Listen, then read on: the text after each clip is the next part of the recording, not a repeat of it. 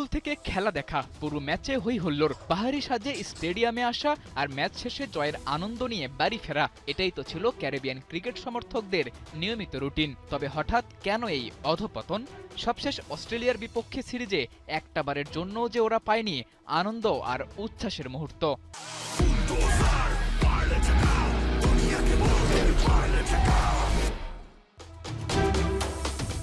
৩ test আর ৫ টি-২০ লম্বা সিরিজে একটা টস কিংবা ম্যাচ কোনোটাই জিততে পারেনি ওয়েস্ট ইন্ডিজ। টি-২০ ফরম্যাটের সাবেক বিশ্ব চ্যাম্পিয়নরা ২০২৫ সালে সবচেয়ে বেশি ধুকেছে এই ফরম্যাটে। চলতি বছর এখন পর্যন্ত ৯ ম্যাচ খেলে তাদের জয় মাত্র একটিতে, তাও আবার আয়ারল্যান্ডের বিপক্ষে। বাকি ৮ ম্যাচেই সঙ্গী হয়েছে হার, যার মধ্যে ৫টাই আবার ঘরের মাঠে।